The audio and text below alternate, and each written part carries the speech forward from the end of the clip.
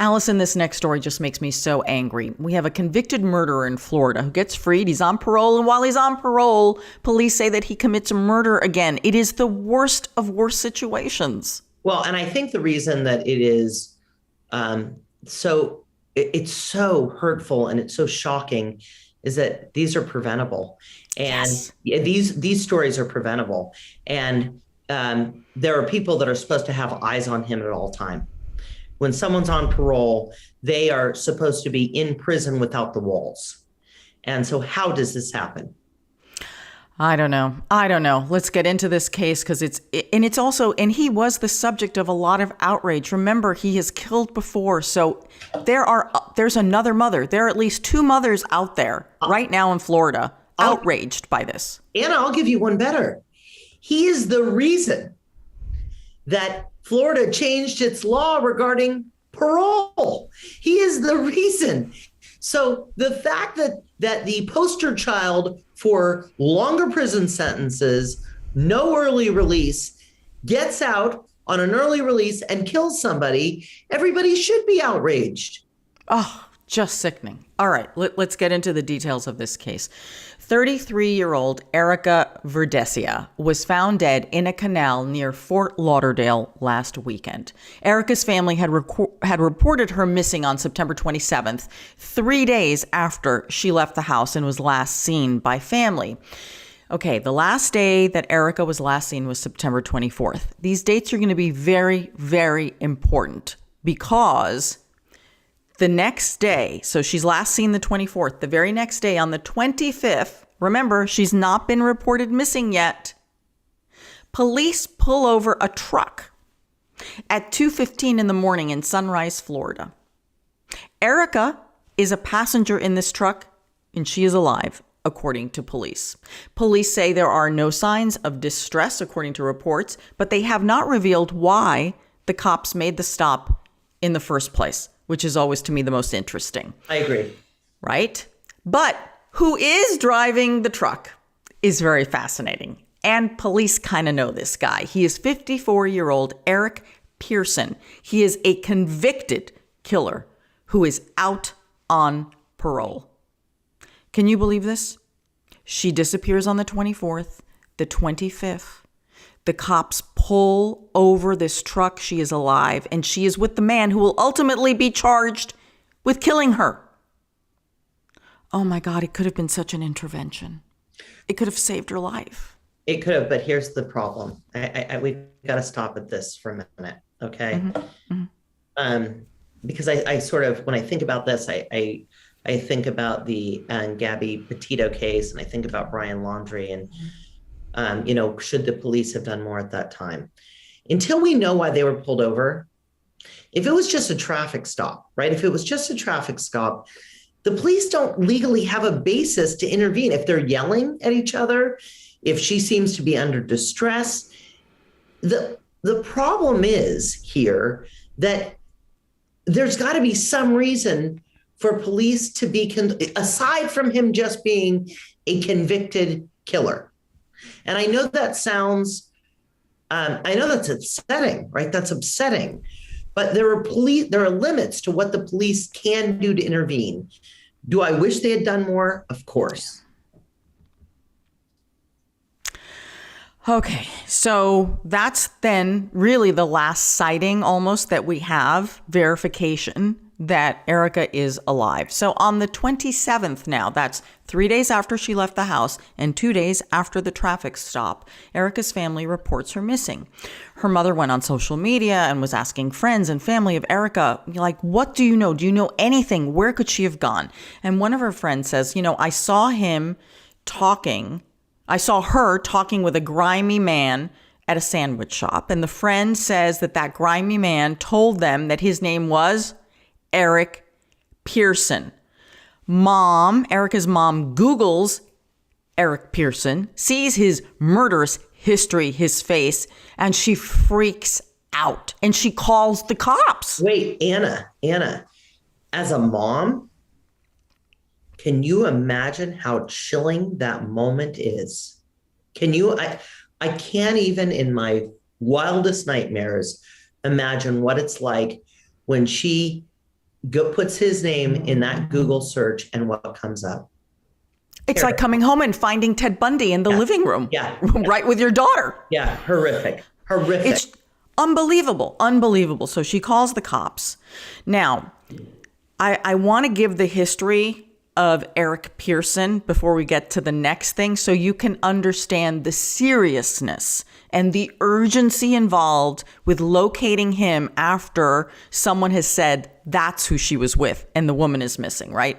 So 54-year-old Eric Pearson served 27 years of a 40-year murder sentence. He was released last September of 2020. He was charged with murdering a 17-year-old woman in 1993. He pleaded guilty to second-degree murder for beating and strangulation. That's how he killed her. 17-year-old Christina Whitaker was the victim.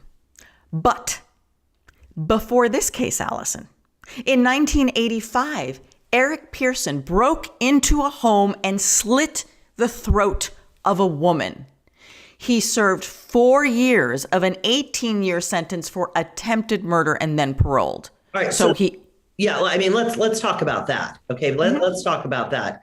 But for the grace of God, because it wasn't because Eric Pearson didn't want to kill her, but for the grace of God, she lived. Okay, she lived. But he did everything in his darndest to kill her.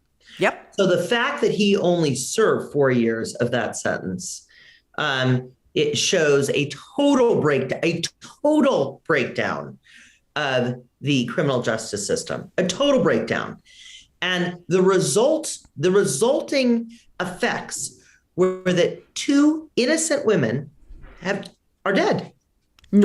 Yes, now 2 are dead and 1 was seriously injured. Yeah. I mean, but 4 years of I don't care that it was in 1985. I don't care about that. Because even then, trying your very hardest to kill somebody is worth more than 4 years in prison. Mm-hmm. Oh, absolutely. Absolutely. So now you have this man's history. Attempts to kill a woman, goes to prison, but does not succeed. Second attempt, he does kill a woman, goes to prison, gets out early, and now he's been charged with killing a third woman. Okay? A third woman is now dead. All right. So back to Erica's case here. On the morning of the murder, I don't understand the significance of this yet. Police have not completely flushed it out for us. At 3:46 a.m., Erica receives a phone call that lasts 2 minutes, but there are no further calls or texts in or out. And so I think police are placing her death at around this time period because there's no more activity.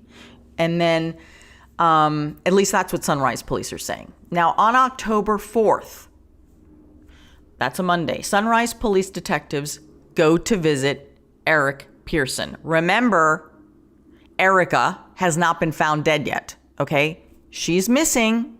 His name has come up. They've probably now figured out that they did a police stop, and the mother says that Erica was last seen with him. Police go to visit Eric Pearson in his apartment in Davie, Florida. He apparently lives with his mother. So that's about 8 to 10 miles from Sunrise. Pearson says that after the police stop on the 25th, so obviously, right, cops already know about this, that he stopped to get gas, right? And he says that Erica walked away to go to a fast food restaurant, and that's the last time that he saw her. How many times do we hear that story, Allison? That's the last time I saw her. You know, she just left. I don't know. Just left. Always leaves. Oh, middle of the night. You don't follow up. You don't. No, gone. No, just gone. So strange, but goodbye. Yeah, these things happen. Yep. So surveillance video shows the two of them together at the gas station before this traffic stop as well. Okay, so now we know we have this area. So that was October 4th. 4 days later, on Friday, October 8th, detectives question Pearson again.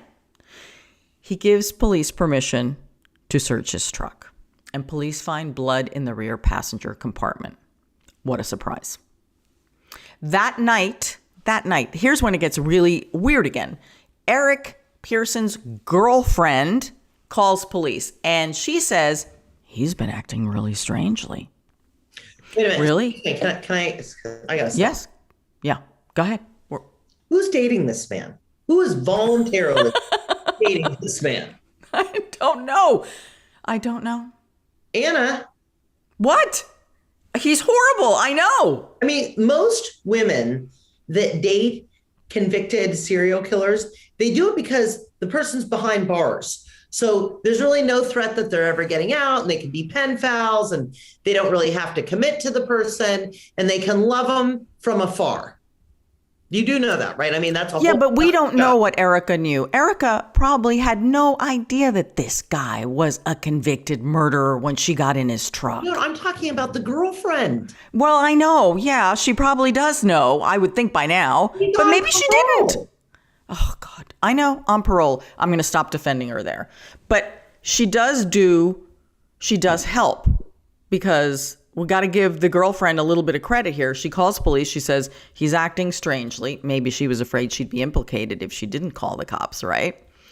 She says that he's been staring at the canal behind her mobile home, repeatedly saying, "Damn, that stinks." Now think about it. The least she could do is call the police. I mean, yes. I am not giving her a medal. I'm not giving her a no. medal. I am not. No, she's getting nothing. But had she not done that, because she says, the girlfriend says, he, alleged killer here, told her if they don't find a body, they don't have a case. So between him standing there, staring at the canal, saying these horrible things that her body's starting to stink. So clearly, so she calls police, which really helps tremendously. Agreed. To help locate Agreed. our victim here.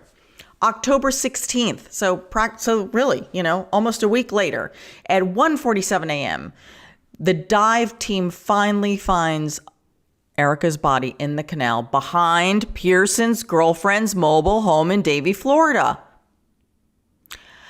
And then police notify Erica's family that a body has been found. And a few hours later, they make the confirmation that it is indeed Erica.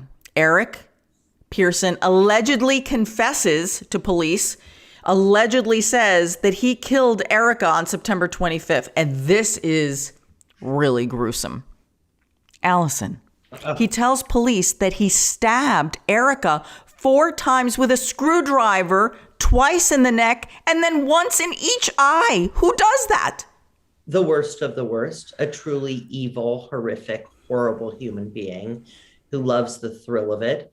I mean, you understand that this is not his first rodeo here. I mean, he's a killing machine. He is a killing machine. He's already killed. And by the way, let me say this to you. I've covered serial killers. You've covered serial killers.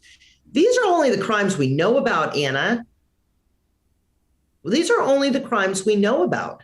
So when he gets charged and he only does 4 years, he gets out, there's a bunch of time before the next crime. Yeah. I don't think that this is his entire rap sheet, frankly. It's very possible. I mean, I think if I were the police, or at least like state investigators in Florida, I'd be looking at every missing woman in this area with the most horrific mode of death, let me tell you, because this man is not content unless it's absolutely gruesome and awful. But he uses all these different, like the one where he pleaded the second degree to, that was strangulation and beating. This is stabbing with a screwdriver and stabbing her eyes out. So he doesn't use a consistent method, which I find a little odd if you're going to call him a serial killer. They generally tend to use the same MO. But nonetheless, he's disgusting. Right? He's disgusting. He's a convicted killer, and now he's charged with yet another one. So Erica was a 33-year-old mother, a single mom. She leaves behind a 6-year-old daughter. Her family, her mother, they are outraged. They want to know why this man was out. They want to know why their precious Erica had to die because of the justice system here and the lack of justice. So I don't know. And the other thing is his final say, even though he allegedly admits, is that he said somehow this was all part of self-defense. Yeah, no one's going to buy it. No one's going to buy it. But I do want to explain something to the listener. It's so important. So even though they changed the law, right? They changed the law as the result of his of his second conviction. Many times, the person has to be on notice of what the law is. So when they change a law, they can't retroactively apply that. Meaning, Right. if you commit a crime, Anna, and you're sentenced to 1 year, and you have been sentenced for that offense, and afterward, the legislature says, you know what, these crimes are actually punishable by 3 years. They're so serious they need to be punished by 3 years. They can't come back and say, you know what, Anna, now we're giving you 3. Right. So the reason he was out is because even though the law had changed, it didn't apply to him. But I am going to say a couple things. As a defense attorney in Los Angeles, I deal with a lot of people who are released on parole. And they're watched like a hawk. If it is a crime like this, and if it is a murder case, if it is some kind of sexually violent crime, they are really monitored. So those are the tough questions that I want answered. I want to know, was he under electronic monitoring? Did he have a curfew? Because they're out in the middle of the night. And when in Los Angeles, on these types of cases, you have to be home for the majority of you're not out at night. You're not out at night. You're not allowed to leave a specific area, and it goes off. I mean, when I was reading this, the structures that are in place, right, that for convicted people on parole, and also they have something called the Sexually Violent Predator Action, which is a civil action in California that even once you're released, they can have a civil hearing to commit you even longer if they believe you still pose a danger. Well, perhaps Florida should consider that, especially in this case.